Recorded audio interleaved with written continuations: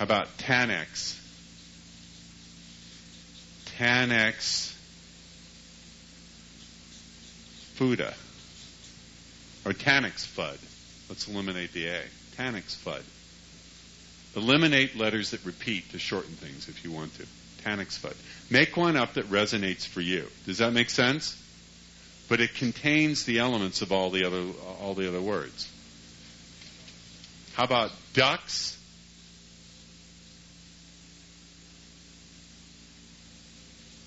I like this one, Duxifnat.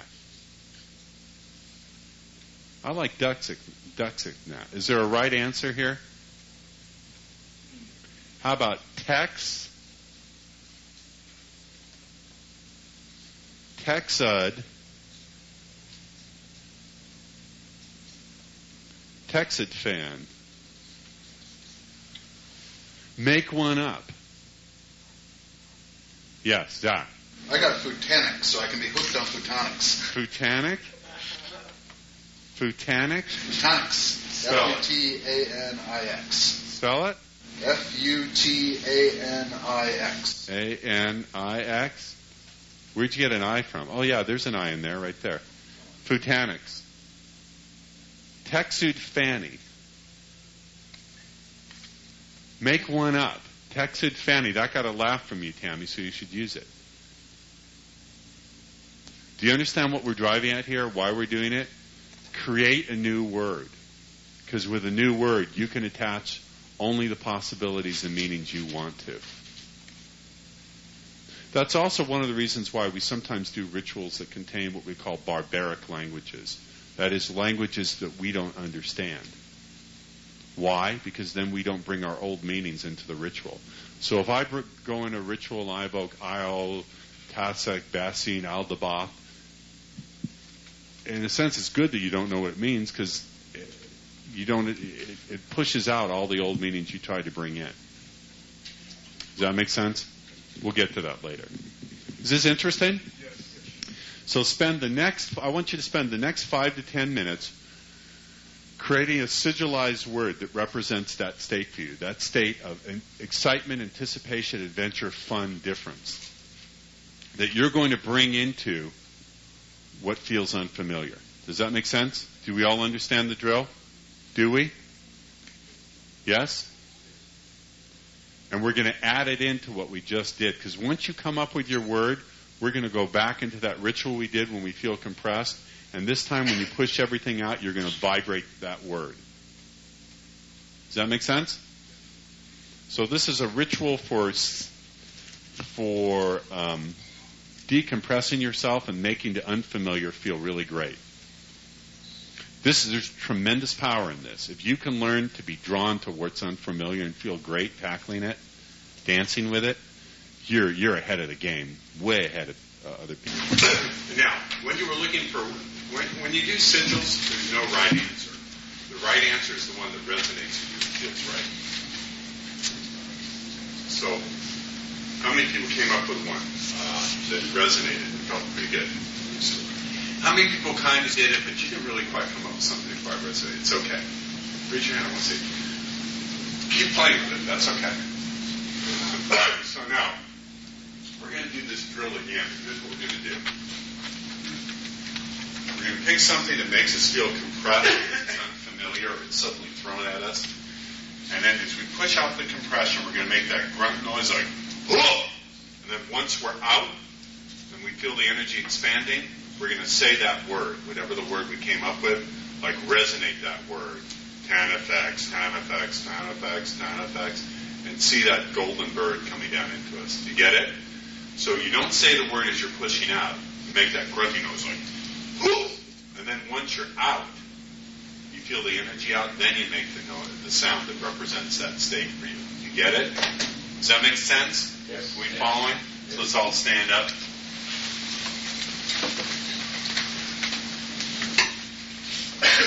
So pick something that feels really unfamiliar, makes you feel compressed, what you used to label as fear or being out of control.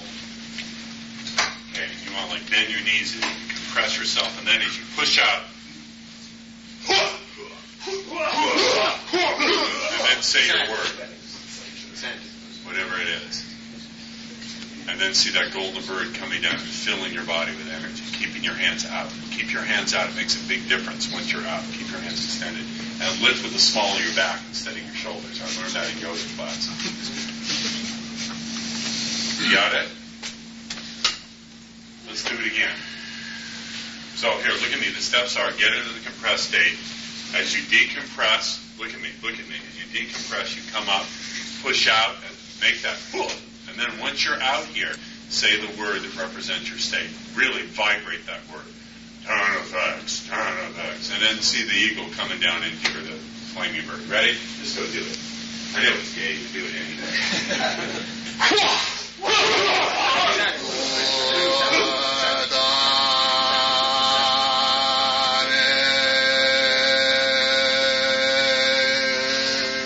Someone's showing off there. Said vibrate. Now, what I want you to do is experiment with this. Do this. Run through. Find the areas in your life where you felt compressed or you feel something's really unfamiliar, and do this drill. Run through like 5 or 6 of them tonight. It's your homework, and I want you to notice the difference it makes when you do that part of vibrating your word at the end, whatever it is. And as you start doing this, your unconscious will start cooperating. For example, I was doing a phone consult, and as soon as I got off the phone, I sat down, and the following phrase came to my mind. Norwaj Diphthong Hajibong. It means nothing. But that's what came to my mind. It said to my mind, Norwaj Diphthong Hajibong. What the fuck is Norwaj Diphthong Hajibong? So I got on AOL, and sure enough, my buddy Phil Farber, who wrote a great book called Future Ritual, which I highly recommend. It's all spelled one word. Futureritual. Future Ritual by Phil Farber. Phil happened to be online. I said, Phil, what does Norwaj Diphthong Hajibong mean? He said, I don't know. And I told him that it just came to me. He said, well, if it just came to you like that unconsciously, do a little ritual and just start resonating and see what it means. Now, for me, what it came to me that Norwaj Diphthong Hajibong means, it's a chant, whatever it is, that opens up complete, unconditioned, unlimited possibility. It's a way of taking all conditioning and all limitations and turning it off and making things happen quickly. It's an ungluer. It's an unsticking chant that takes all the stuff that was glued to you, that was keeping your possibilities from flowing, and pushes them out. So it doesn't actively manifest anything. What it does is it cancels out things that have been blocking. And sure enough, I just started doing Norwaj Dong Hajibong Norwaj. I just started chanting the fucking thing, and things just started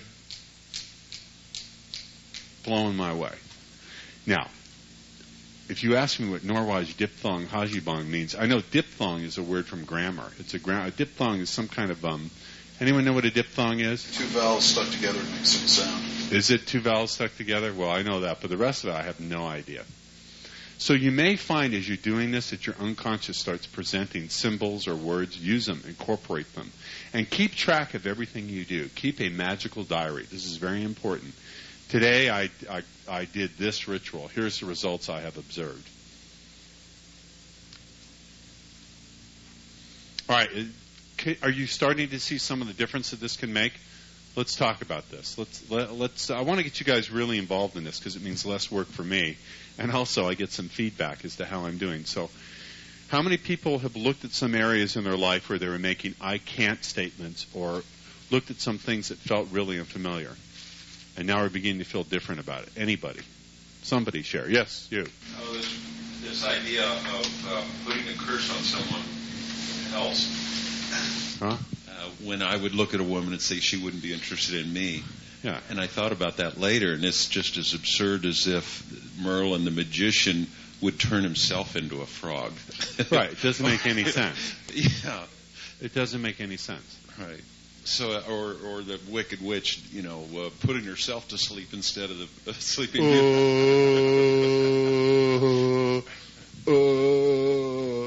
Yeah.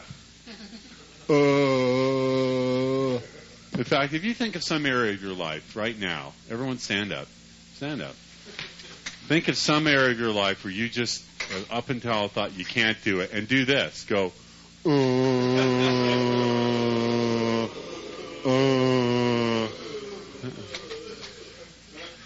but it's the real me.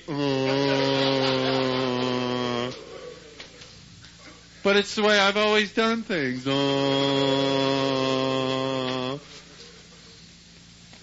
My favorite one is, did you know the start of all fun is F you? What is that supposed to mean? What? Well, then you know you've come to the wrong place.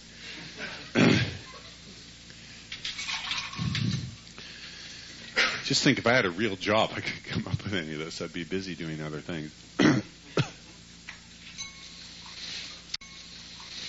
What does that mean anyway, a real job? What does that mean? That's an interesting construct. Why don't you go get a real job? Well, what the fuck? Wait a minute. Something you hate. Translation, why don't you do something you hate for 8 hours a day, just the way I do? Think about that. The things that people tell you, why don't you do a real job? I have a friend who really needs to be here today, but she'll be here later. And her mother is like one of the champion psychotic witches I've ever heard of.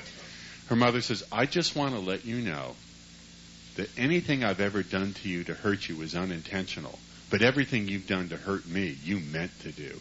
And you'll live with that the rest of your life. And I said to her, you know what? Next time your mother says something like that, just let her finish, laugh, and go, you know, Mom, I really don't feel like eating the poison apple today. And hang up the phone. Because that's what she's doing. She's handing you a poison apple. And she went, you're right. Oh, my God. She said, you're absolutely right. You are getting smarter. I said, no, you're just listening. But it's true. Think of all like the poison apples these wicked witches in our lives hand to us. You know, we don't have to eat it anymore if we don't want to. Yeah, that's a good one. Why don't you go get a real job? You know, or why don't you act like anytime someone puts the word real in front of something, they're attempting to neurolinguistically bind you because they're leaving out real is defined by me. Why don't you get a job that's real is defined by me? Why don't you get yourself a real man? When are you going to start acting like a real lady? Translation, when are you going to do things according to the way I say you should?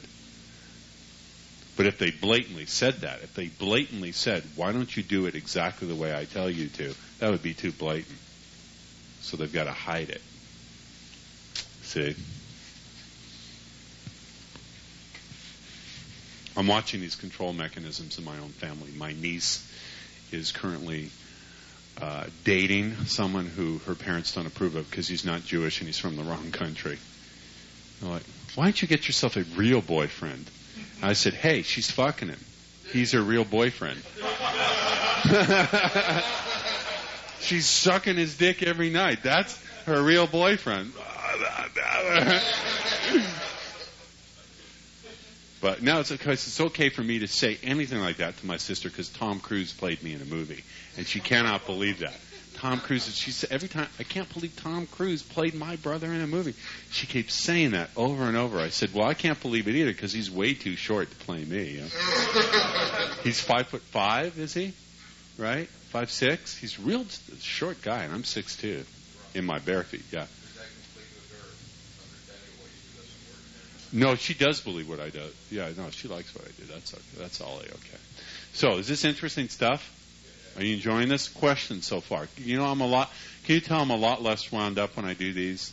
I don't have the same sense of urgency. When I do the speed seduction things, the way I look at it is those guys are on a sinking boat, and I need to get the water out of the boat, get that fucker patched up, or they're going to drown. I don't have any time. I got to get it all done because no one else. Yeah.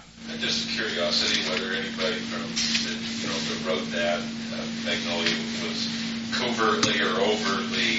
My stuff is spread through Hollywood like a virus. I see my stuff a lot, and I'm not just imagining it. I've seen it on TV shows and little things in movies where they're definitely using my languaging.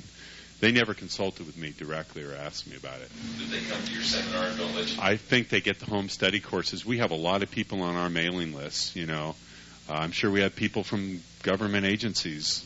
In fact, I'm sure we have people from government agencies, So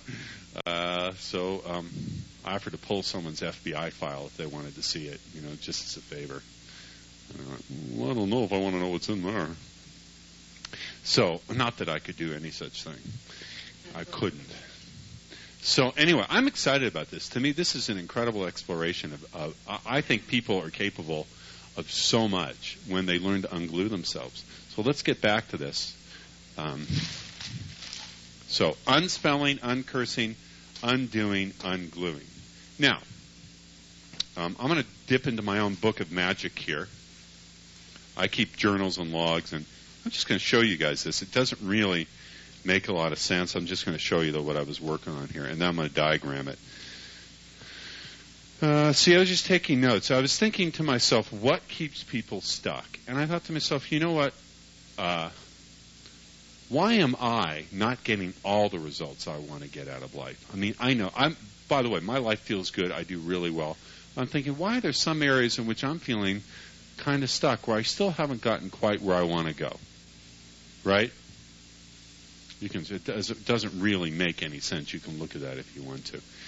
And so I got into a meditative state. In fact, I did a little ritual to help kind of unglue my creativity. And I thought, what is it that really binds people? In addition to language, which we just looked at. Okay? So bear with me. This is coming right out of my notes. It's unrehearsed in the moment. But we're going to kind of do this process of creating together. I think one of the reasons why I'm here doing this and able to do it is my parents uncursed me. My parents gave me a very powerful permission. They gave me complete freedom to think and follow a train of thought for as far as it would go. Fearlessly follow any train of thought, no matter who it offended, including them. It was okay to offend my parents with my thinking, as long as I was able to show that I had thought it through and wasn't doing it just to be a little obnoxious, annoying little bastard. So when I wanted to be an obnoxious, annoying little bastard, I made sure I had a chain of logic I could point to. And then, damn it, they'd like to strangle me, but there's nothing they could do. My parents gave me the dangerous idea that I could learn to think through anything. They gave me permission to voice and think about anything. And they told me I was smart enough to figure anything out.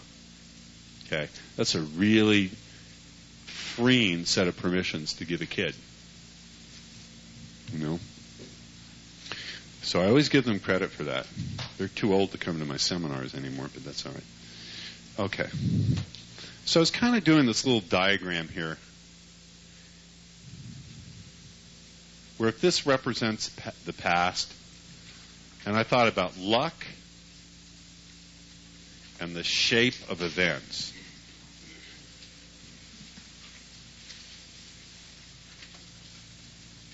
Have you ever felt unlucky? I'm serious about this. Have you ever felt things just do have you ever gone through a period where everything goes wrong? And have you ever really, really, really wanted something in your life, and no matter what you did, you just could not manifest it, and you felt unlucky, or you felt cursed? And you thought, wait a minute, something's not right. There's just something wrong. It shouldn't be this difficult for me to have what I want. Have you ever felt that way? Have you ever felt that way? I felt that way, guys. With everything I know, with all the tools at my disposal, I have felt that way. This is why I continually tell you, seek out teachers who don't portray themselves as gods. Seek out teachers who will tell you, hey, I got the same struggles as you do. I just have some tools and I'm a little bit further down the road. Watch out for anyone who has to portray themselves other than jokingly as a guru. I use the word guru as a joke, but I don't take it seriously. Now, the fact is that all of you, and some of this you'll hear repeat from Ross, okay? But we'll go through it right now. All of you are here because you've experienced psychic influence. You've actually done it. And the thing that brought you here is the fact that you couldn't repeat it. And you couldn't predict it, and you didn't have any control over it. But it's actually happened to you already. It's either happened to you or you've done it. And you said, wow, how the fuck did I do that? And you went and tried to do it again, you couldn't do it again. That's the reason you're here. Okay? So the bottom line is, you're already all believers. You're not really skeptics. Okay? You're inquisitive. You want to know what happened and how you did it and how you can repeat it. Okay? And that's what we're going to teach you this weekend. Okay? Now, there's lots of different models that you can look at from a standpoint of understanding psychic influence. And as Ross will tell you again, they're strictly models. You know, and again, some of this is going to be repeated, and that's fine. Okay? But let's just start out with some stuff that we'll call them premonitions. Okay? How many of you have something happened where you knew what was going to happen in the next instant or minute or so? Okay? Yeah. Right? You knew it was going to happen. Typically, as a kid, I use the example of the baseball player. You walked up to the plate and you knew you were going to get a home run. You knew you were going to deliver. Every one of you have had that kind of experience where you knew that something was going to happen and it was in your hands and you were going to do it. Right? So you've already had that experience. You might have called it coincidence. You might have just dismissed it as a once-in-a-life event, which made it so. And it hasn't happened since then, and now you're back. Okay? You may have written it off as just being lucky that time. Right? You made a whole lot of excuses for it, but in fact, it's a natural thing, and it's something the brain does all the time naturally anyway. You just haven't had the ability to control it and do it predictably. Okay? And you already know that. Right? So there's lots of things out there in the world that up to this point in time you've experienced and you've dismissed as being non-real. Okay? When in fact they were real. Right? And think about some of the stuff that you already accept as being real. Now, the one I use, in fact, it's a little bit in somebody Bill asked about, psychic sexual command. Right? How many of you believe in the radio? Yeah. Everybody better raise their hand. If you believe in a radio. Yeah, AM, FM radio. Okay? Can you hear one right now? No. Right? Which one do you hear? Your headset. Are you picking up one on a headset? I mean, it's possible. You could be hearing an AM, FM radio through the headset. Oh, okay. You'll be hearing it over the speakers. Okay. So you believe in a radio, but you're not hearing. Now, why aren't you hearing one right now?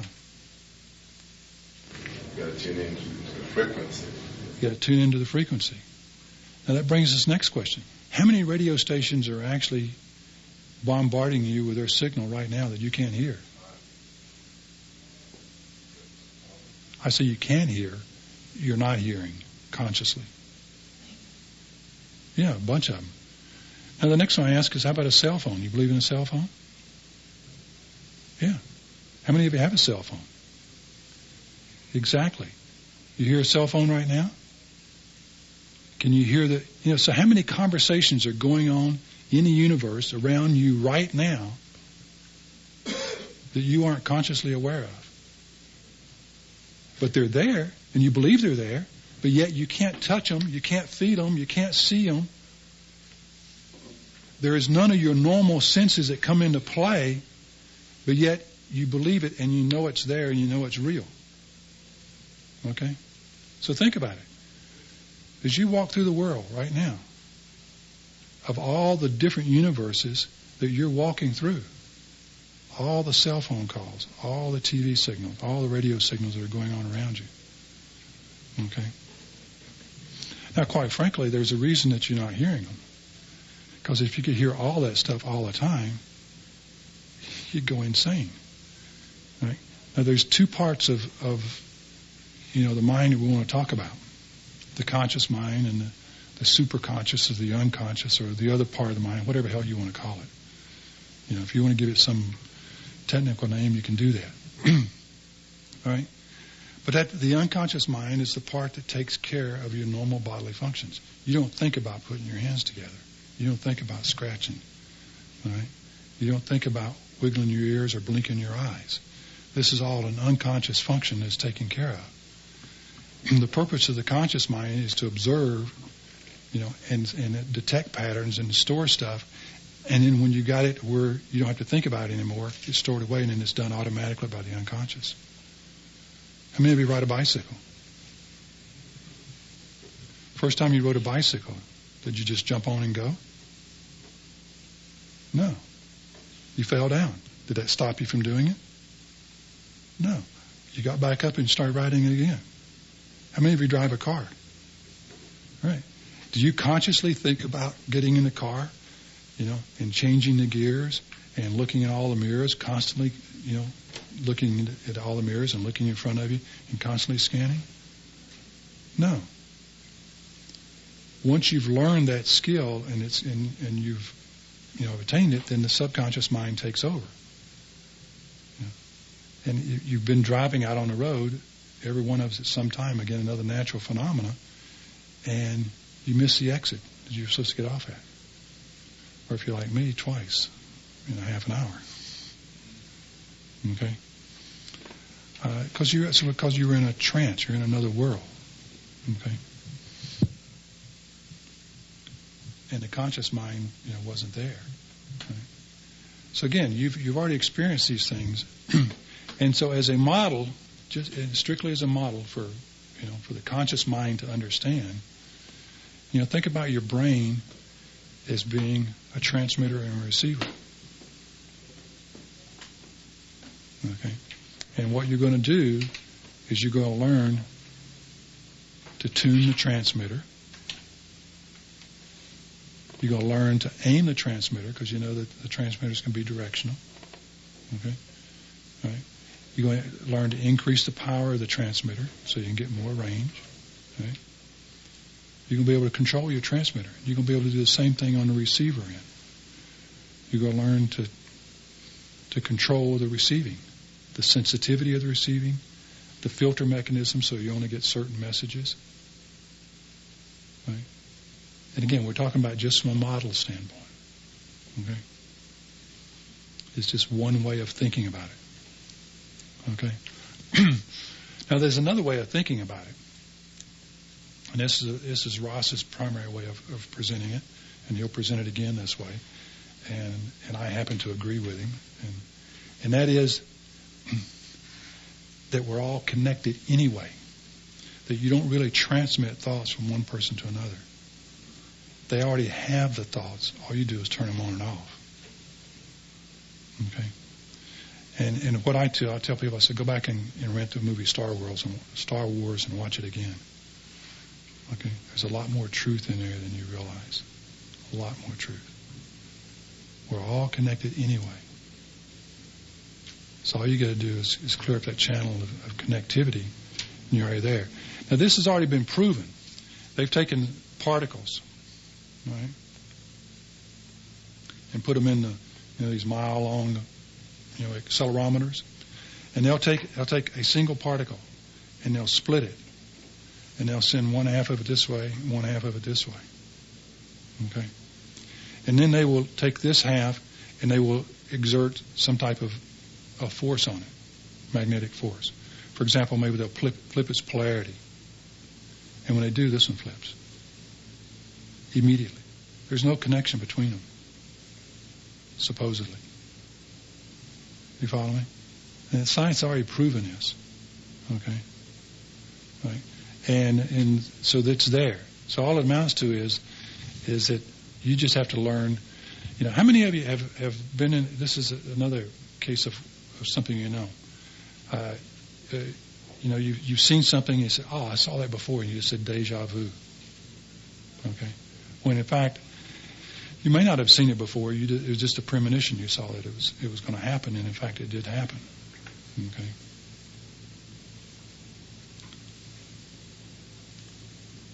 How many of you had the experience to where you've been, driving down the street, and you felt an urge to stop or turn or make a turn someplace, and you didn't do it. You just went on. Okay. What you're going to learn this weekend is you're going to learn to follow those. You might call them, in the past, you may have called them hunches, you might have called them instincts, you might have called them gut feelings. Okay? But you're going to start getting messages, that you're going to be getting. You're going to be driving down the road, and you're going to be getting this urge. This is one of the things that convinced Ross totally. Okay? And he followed it. In this case, we're talking about manifesting this girl that he wanted to meet. And he had this picture of a perfect girl that he wanted to meet. Right? So he's driving down the street, and he gets this urge, to pull in and stop at his coffee shop that he hasn't been in months or years. Okay? Walks into the coffee shop, and there sits the girl. Okay? That's the type of things that you're going to start happening to you. Right? If you allow them to. If you just resist them and keep on driving, then that's the way it's going to be. Right? But this is the type of things you're going to start noticing, and the type of things that's going to happen. So the things you're going to get, very connected with this weekend is the whole concept of when it comes to psychic stuff, there really is no such thing as skepticism. It doesn't really exist.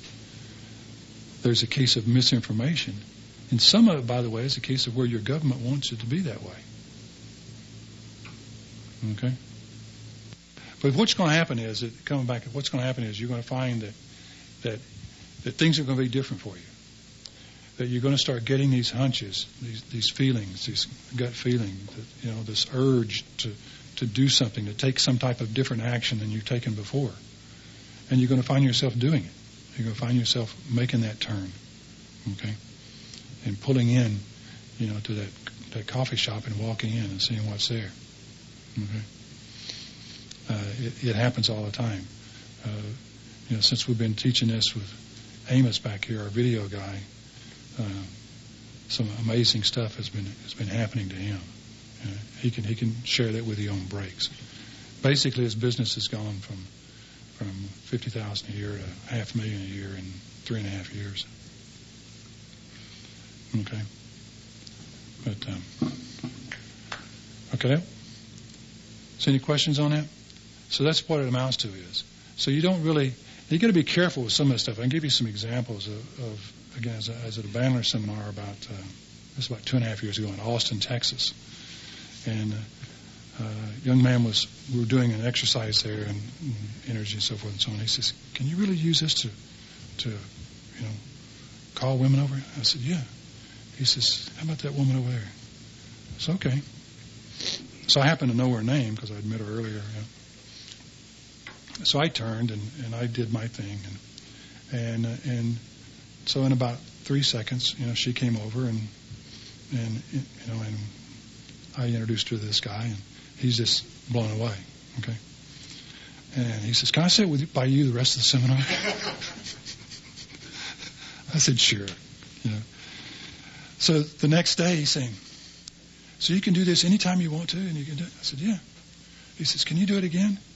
I said, "Yeah." It's talking about precision, and Ross will get into the precision part of this, right? So I was sloppy. So the day before, I basically looked at her, beamed at her, and said her name. Okay, "Sue, come here." Okay, and she turned and came over. The second day, I'm playing a game, and I basically turned to her, and he's standing here, and I turned to her, and she's sitting down, and I broadcast basically, "Woman, come here." Didn't say Sue, they said, "Woman, come here." And she turned and looked at me and started to get up, and a guy came over and stopped her. Okay. I turned back to France, and there's a woman standing right here with her hand out. Says, "Something just told me to come over and introduce myself." Okay. And so you got to be careful. Right? One of the things you've heard in the past is be careful what you wish for, you may get it. Okay. So one of the things you're going to learn this weekend is precision. Okay? We're going to go through a precise set of steps. Ross has done a marvelous job at doing this. A precise set of steps, step by step, of what you need to do. Okay? How many of you done any altered state work? Hypnosis, meditation, self-hypnosis. Okay? You'll be an expert before the weekend is over. Okay? Because one of the steps you're going to find in here is that one of the keys to manifesting, one of the keys for doing this, is to being able to control the frequency of your brain. Right?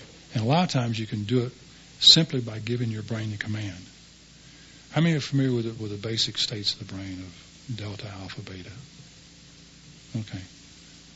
Real quickly, beta state is what your waking state. Your brain is pulsating at around 20, 25 cycles per second, depending on how excited you are. Alpha state is around 10 to 14 cycles per second. That's between awake state and sleeping. Delta state is typically 5 to 7 cycles per second, and that's sleep. If you get below that, you get into deep sleep and catatonic. And there's some people who actually can go down there and you can take their pulse and you think they're dead, and they're not. Okay.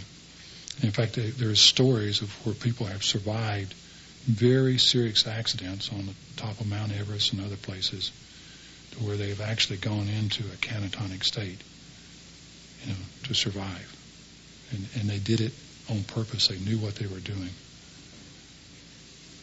and have survived some miraculous things you wouldn't believe. Okay.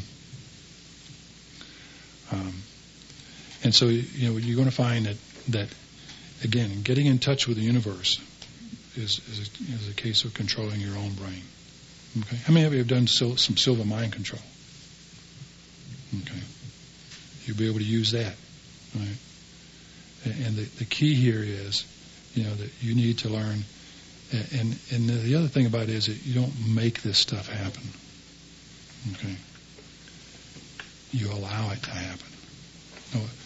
Some of the exercises we could get up here and do, you need to be in a relaxed state. You'll see guys up here, relaxed. You need to get up here and you need to relax. When you get up here, you need to relax. You can't get up here and say, okay, now I'm in a relaxed state. Okay, I'm relaxed. No, the fuck you are. Get up here and get relaxed. Okay? You're going to get to know each other. We don't hand out name tags. Okay? So you're going to have to introduce yourselves, at breaks and so forth. You're going to be working in groups of 3 all weekend. And you want to change up some of those groups, and sometimes you won't. Sometimes we'll keep you in the same group for 2 or 3 exercises in a row. Okay? We're going to be taking possibly a lot of the February seminar when we did this in Los Angeles. And we're filming this one too. We're going to be filming against this background and this background, some of the exercises. And so I'd like for one of the groups of 3, and we'll rotate some people in, to be here.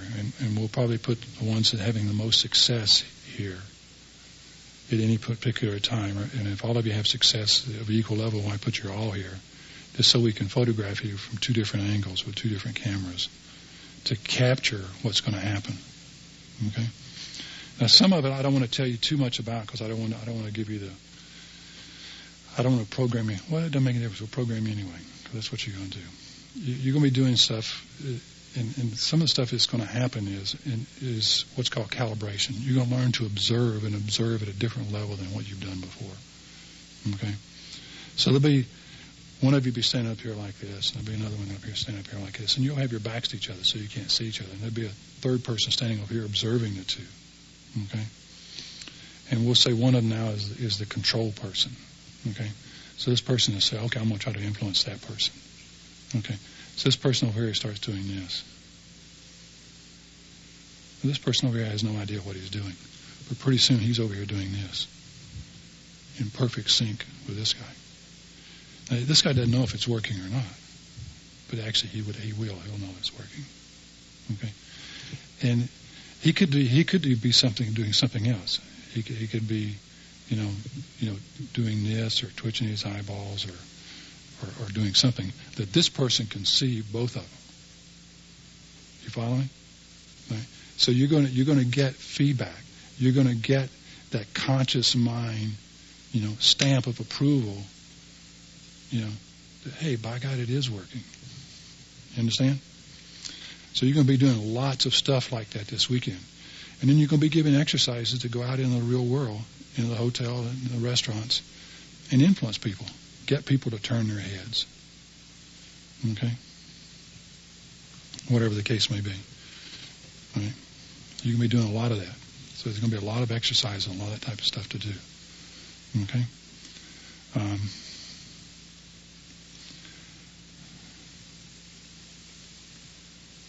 Now, how is this particular seminar different from the one you did at the Bahamas? When we did one in the Bahamas, Ross only did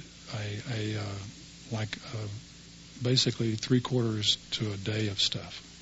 Here you're going to get 3 days of it. There it was geared to just basically giving you an introduction and letting you know that it exists and it can work.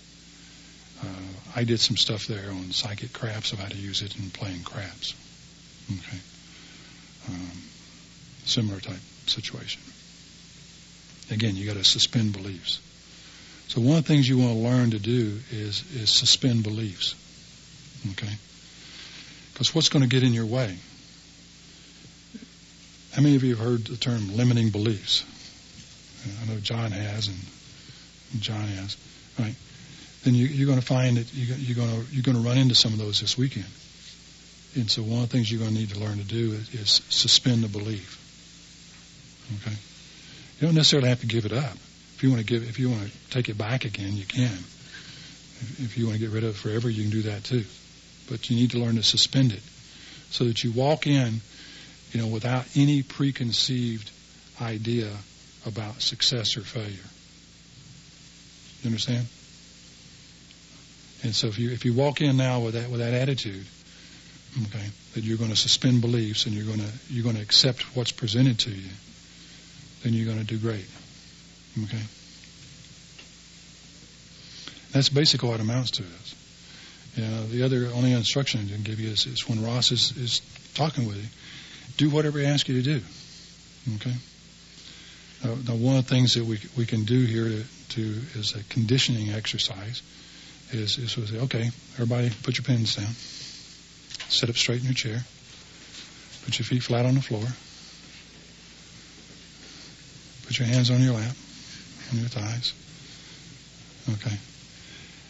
Now, we do that just so that you get used to responding and following direction. And seeing, just in doing that, I can see that we have virtually no resistance in the room. Okay? Which means that the weekend is going to be, super stupendous. Okay? And that's all it amounts to is that when you relax now and accept something, I'm going to go in and I'm going to experience something fully. And then after I do that, and I walk out of the seminar, then and only then will I take and play it against my morals and my values and say, am I going to do it or not do it? By the way the universe works is that if you come here with the idea that you're going to do damage to people using what you learned this weekend, you will end up getting damaged. Because you will learn very quickly what goes around comes around type thing that you've heard in some of the old sayings. Okay? You cannot go out there. We talked about energy sucking this morning. You cannot go out there and continuously suck energy from people and expect to get ahead. It's not going to happen. Right? You have to go out there with the idea that you're... And again, some of the stuff you want to practice with is not necessarily that you go out there with any motive in mind except to make the world better. Okay? You want to go out there and get people to turn their heads because it's fun to do. Okay?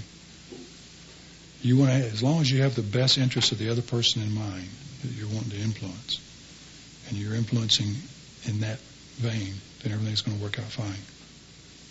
Okay. If you have some, it's just like when Ross talked about manipulation. If you look up the word manipulation is not bad or good. It's simply moving with deliberateness in a direction. What makes manipulation bad or good is the intention of the person doing it. Okay? So as long as you're influencing someone, and you're influencing them, for their good, okay, then you're going to be in the right frame of mind. If you're looking to influence someone, because what happens is you get sucked in to the bad energy. If you actually want to go out there and do damage to somebody, then you're going to end up getting sucked into that. It's going to be you and damaging yourself. Good morning. Your name, sir? Your name? Assad. You got a friend with you too, right? Yeah. Go ahead and have a seat. You guys staying in the hotel? Yeah. Okay. Any questions so far? Yes.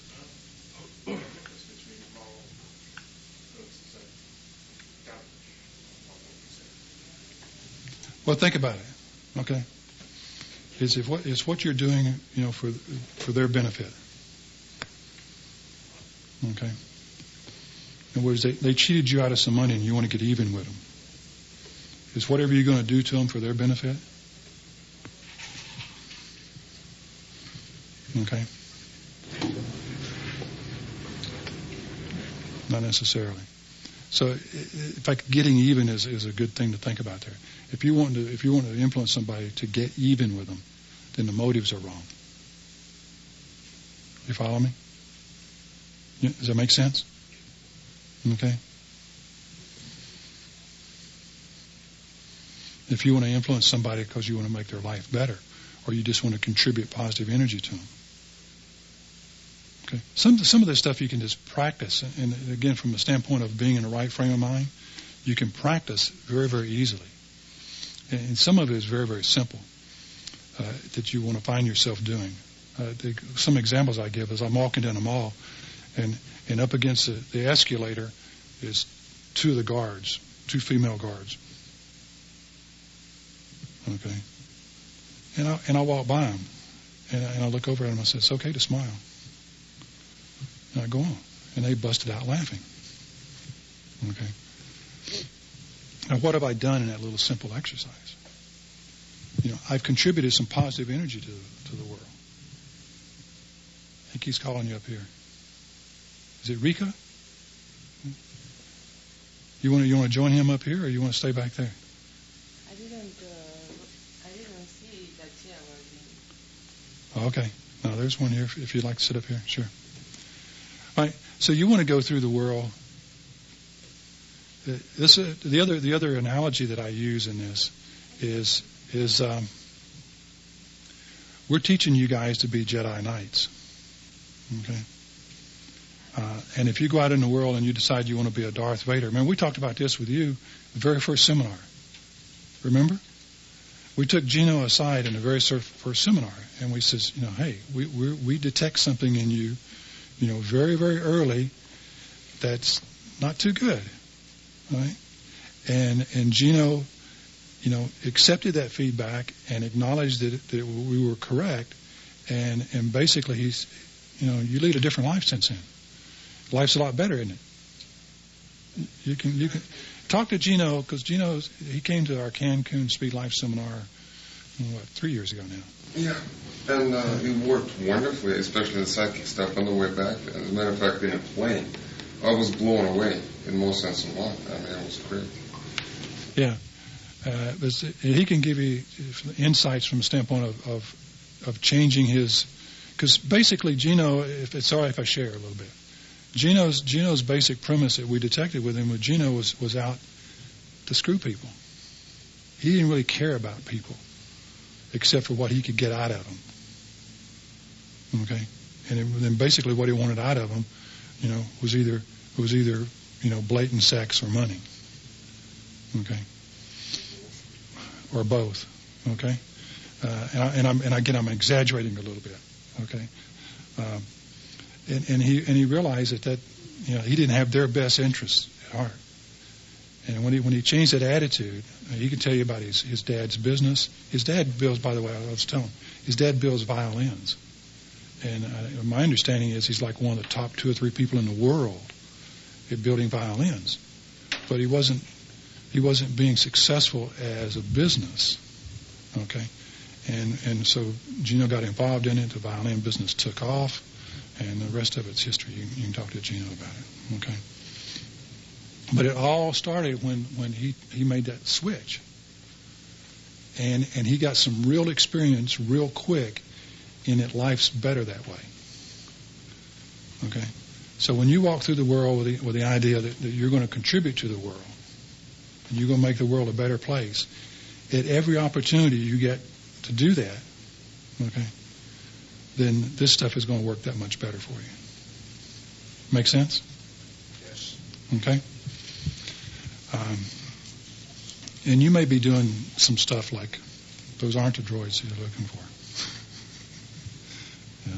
If you remember that line out of the movie. Again, go back and rent Star Wars and look at it again. So that's basically what it amounts to. Is that we're all connected anyway. We're all connected anyway. It's simply a matter of now you being able, to influence the other person to now have those thoughts that they really already have there. Okay? It's just a matter of flipping them. Just like the energy particles. Okay? And again, you can share with Assad and Rika, during the breaks and so forth. Some of the stuff we've talked about here is that you've already experienced psychic stuff already. That's the reason you're here. It's not because you're skeptics of psychics, because you've already experienced psychic stuff, but you didn't know how to control it or how to make it repeatable and how to direct it. So we're going to teach you that. Okay? Yes, Gina? And how to speed it up, because sometimes it takes longer. Sometimes you can affect the speeding it up. Sometimes it's not. Sometimes it's a matter of remember we talked about being precision and being precise, right? And if I'd have turned to this lady and said, Sue, come here, in that particular stuff, it could have, it worked because implied there was now. Okay. But otherwise, it could have been 15 minutes from now, and she could have come over. Okay. But the fact is, I already met her, had a connection with her, and so there was, But if I hadn't, you might even test this when you go out into the world here and stuff. Okay. It's a matter of turn your head now, turn your head in the next 30 seconds, and see. So when it comes to the speed of what takes place, and some of it's case where you just gotta let go of it. This is where the conscious mind comes in. If you do some of the exercises we do here, and you want to psychically influence, and we'll take you through, a set of steps, or and Ross will explain this to you, a ritual, okay, which is basically a set of steps that we're going to get you in the proper state and the proper energy and everything else. And you go through that ritual, and you send out this message to the universe that you want this thing to happen, okay? Then you need to let go of it. You need to clear your head consciously and go on. In a sense, you forget about it, okay? And now it's going to occur, okay? So there's a distinction there between, I want to influence somebody right now. I want them to turn their head right now or come to me right now, versus, I want my bank account to have $1,000 in it in 2 weeks. Okay. And if I keep thinking about having $1,000 in my bank account consciously, how many of you have done that from a standpoint of perception of time, and you're expecting a phone call, and it's a very important phone call, and you want it to be right now, And so you're sitting there, where's the phone call? Where's the phone call? Where's the phone call? Where's the phone call? It seems like it's forever that it gets there, and then it may not come. Right? So you want to forget about it. Okay. And when I say forget about it, I'm using that term from the standpoint of you're going to do the ritual, you're going to do the set of steps of exercise, you're going to do it, you're going to close that transaction, you're going to send it to the universe, and then you go on. Okay? And some of them you might do something like that, once a week, a couple of times a week, 2 or 3 times a month, depending on the situation, depending on the complexity of what you want to occur. Okay? And that's basically the way you want to use this. Okay? How many of you want to use it for attracting a mate or the opposite sex?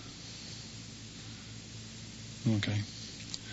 Let me go through this just real quick. Here's the thing that you got to keep in mind of that. I'll give you one example. One of our students did several years ago. He lives in Albuquerque, New Mexico. Still lives there. Okay. Lee Hafley. He's talking to some friends of ours there, or talking to a friend of his there, who, by the way, was at the Psychic Influence Seminar in February in L.A. And the guy says, "Oh, you're full of shit." He says, "Yeah,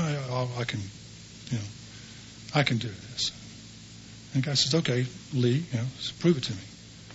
He says, "Who's the girl, your dream girl, you want to go out with?" So Lee pulls out Playboy magazine, opens up the centerfold. That girl. Okay. The guy says, "You're on. I bet your ass you can't get that girl." So Lee takes all the pictures he can find of this girl, and he puts them up on his wall, and he does his rituals and so forth and so on. Albuquerque, New Mexico. All right?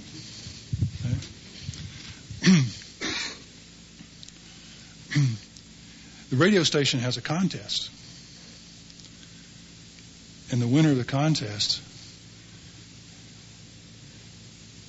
is a double date, 2 guys with 2 playmates at a ski resort in the mountains above Albuquerque, New Mexico.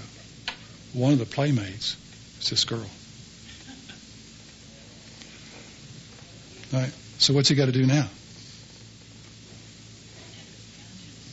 He's got to enter the contest and win the contest. Okay. And you got to be the 16th caller after such and such and such and such and all that kind of good stuff. Okay. So he wins the contest. He takes his buddy with him to the ski resort to spend the weekend with the 2 Playboy centerfolds. Okay? They get there, they meet the centerfolds, everything is absolutely great. Except she got married the week before. Okay? So remember we talked about you got to be careful what you wish for. So you don't know how it's going to play out. See? You don't know how it's going to play out. You don't know what the set of events are going to happen that you have to go through. Okay? The universe doesn't necessarily just, bring that playmate and drop her down on his doorstep, and he opens the door one morning and there she stands. It would be nice. But it's so you're going to get presented with a set of stuff to do. Okay? And you're going to have to, now take and react to those and say, so this is what the universe is doing. Right? So now I go do that. Right? And so that's the type of thing that's going to take place. So time is not necessarily is something that you're going to have control over. Okay? It's something that you can present as an element of the transaction that you're going to do. Make sense? Okay. Any other questions before we proceed on? Okay. How are we doing for time here? We've got about 15 minutes before Mr. Ross gets here. Yes? You talked a bit about calibrating and then differentiating that from influence. Okay, calibrating. Yeah, okay. Let's spend a little bit more time on calibrating.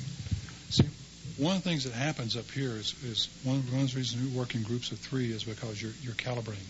you're learning to increase your sensory acuity. Right? You're learning to see if you had any influence. Okay. For example, one of the things that you'll, from the standpoint of calibrating, let's say you go out here and well,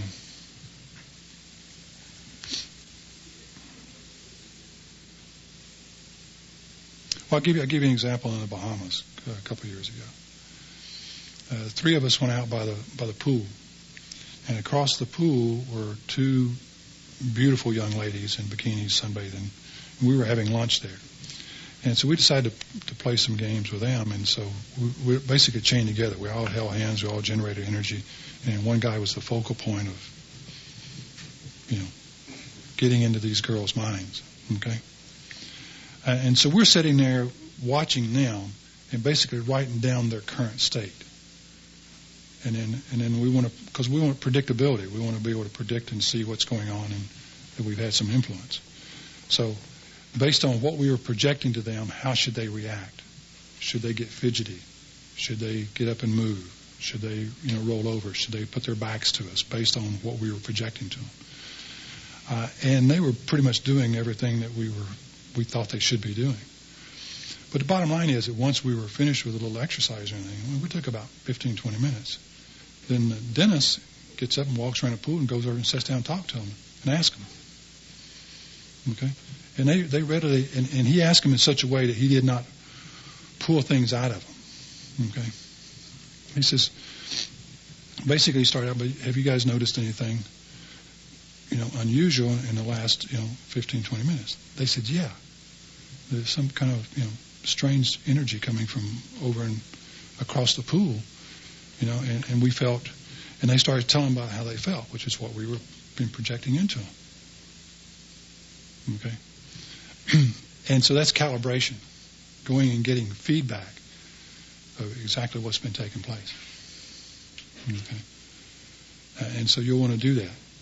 And that's one reason that you'll want somebody with you, when you go outside the room and do exercise and stuff.